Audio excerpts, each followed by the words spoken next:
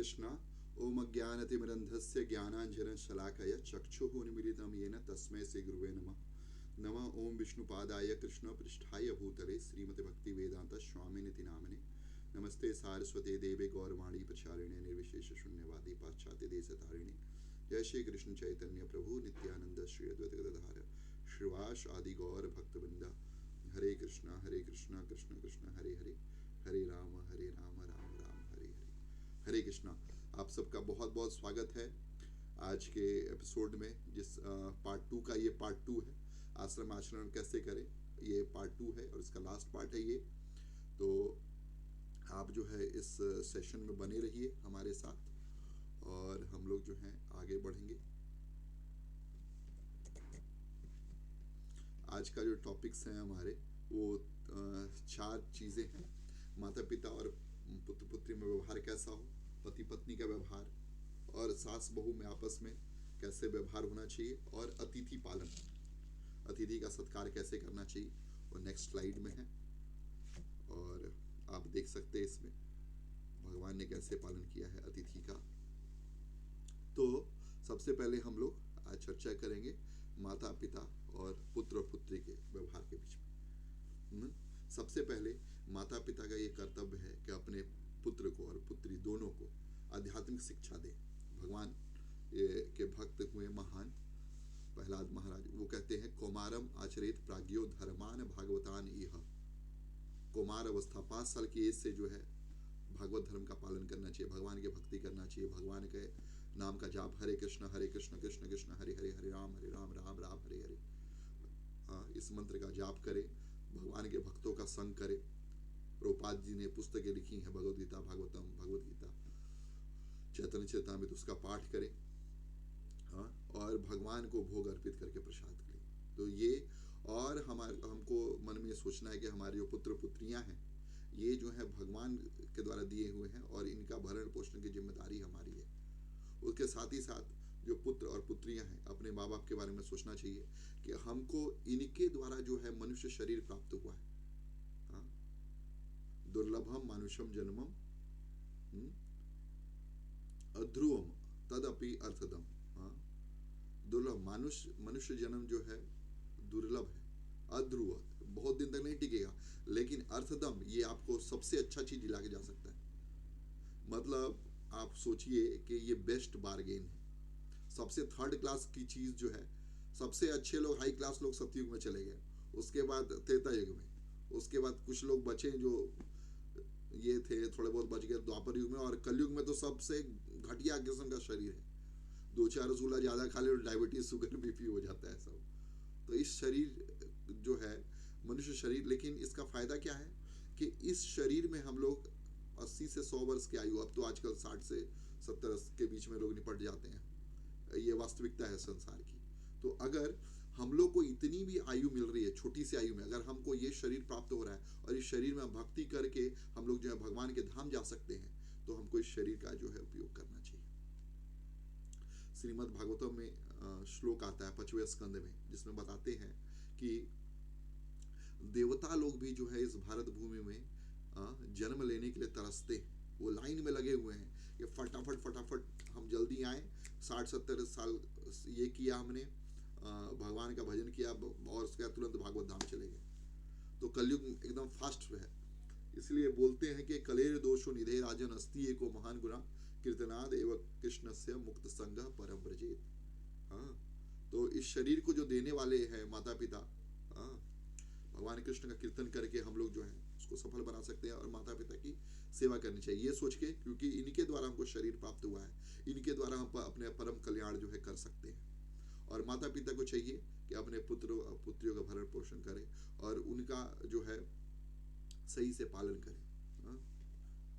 और अब आजकल तो देखा भी गया है, समाज में बोलने के लिए बहुत सारी चीजें हैं, लेकिन आजकल देखा गया है कि कई सारे माता पिता वर्किंग हैं जो बाहर जाते हैं उस समय दाइयों को रखते हैं, और दाइयाँ जो है सही से व्यवहार नहीं करती बच्चे के साथ। बच्चा जो है बहुत लोनली फील करता है। जो प्रेम जो माँ दे सकती है वो कोई नहीं दे सकता, ये वास्तविकता है। इसलिए भगवान के बाद जो धरती पे जो सबसे ज्यादा प्रेम कोई दे सकता है तो माँ ही, इसलिए माँ को भगवान का दर्जा दिया गया है। इसलिए माँ पिताजी को चाहिए कि वो जो है अपने संतान का देखभाल करे, और पुत्र और पुत्री जो है वो लोग भी जो है माता पिता को जो है भगवान के समान दर्जा देकर उनकी सेवा सत्कार करे। और जो है उनको समझना चाहिए कि जब हम छोटे थे, जब हम बिस्तर पे थे, कुछ नहीं कर पाते थे, तो माँ पिताजी कैसे सेवा करते थे, उसी तरीके से जो है हमको भी सेवा उनकी करनी चाहिए। और सास बहू, ये जो है बहुत आजकल ये टॉपिक से जितने भी चैनल्स आ रहे हैं, जितने भी मूवीज बन रही हैं, या आप टीवी सीरियल्स वगैरह देखते हो, सब में सास बहू की जंग दिखाई जाती है। एक टीवी चैनल, ये एक न्यूज़ चैनल, उस पर एक ये भी आता है, दोपहर में 2 से 3 के बीच में एक शो आता है, सास बहू और साजिश। तो अगर सास बहू के मन में किसी में साजिश नहीं भी होगा, तो इस शो को देख करके उनको साजिश मन में जरूर आ जाएगा कि हाँ भाई, अब साजिश करना ही चाहिए, कुछ ना कुछ एक्साइटिंग करने के लिए। लेकिन जो है सासू माँ को सोचना चाहिए कि ये किसी की बेटी है, जैसे मेरी बेटी है उसी तरह से किसी और की बेटी है। ये अगर मैं इसके साथ अच्छा व्यवहार करूंगी, ये मेरे पुत्र की सेवा करेगी अच्छे से, ये मेरे पुत्र का देखभाल करेगी, मेरे पुत्र का केयर करेगी, इसलिए हमको इसको केयर करना चाहिए। और बहू के मन में होना चाहिए कि देखो, मेरी माँ तो वहाँ मैं छोड़ के आई हूँ, लेकिन मुझको एक माँ और मिल गई है, और यही वो माँ है इनके द्वारा मेरे पति मुझको प्राप्त हुए हैं, तो मैं कितनी ऋणी हूँ इनके ऊपर।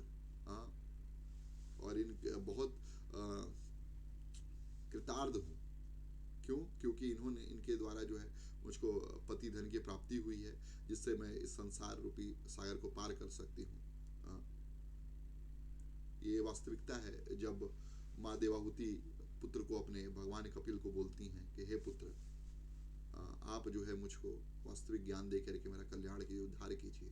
तो पुत्र जो है माता का कल्याण, भगवान कपिल देव ने अपनी माँ का कल्याण किया। और वो पूरा सेक्शन जो भगवान कपिल देव और देवाहुति संवाद जो है, वो श्रीमद्भागवतम के 3 स्कंद में है, उसको बहुत सुंदर तरीके से पढ़ सकते हैं। कभी मौका मिलेगा तो हम लोग चर्चा करेंगे। और इसके साथ ही साथ हम लोग देख सकते हैं कि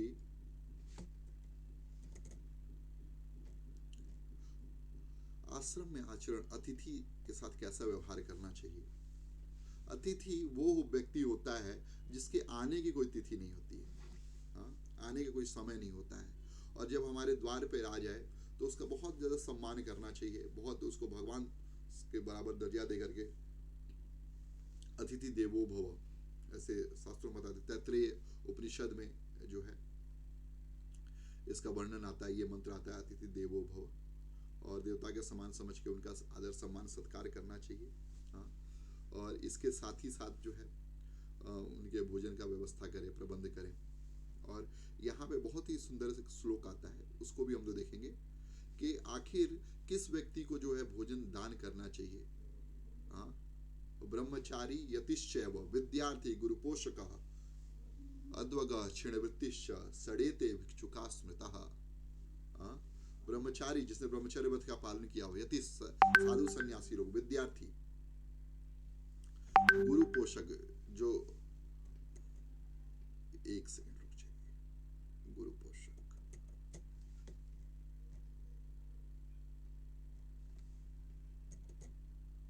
गुरु पोषक, जो गुरु की सेवा कर रहा हो, उसको और कोई कार्य ना हो।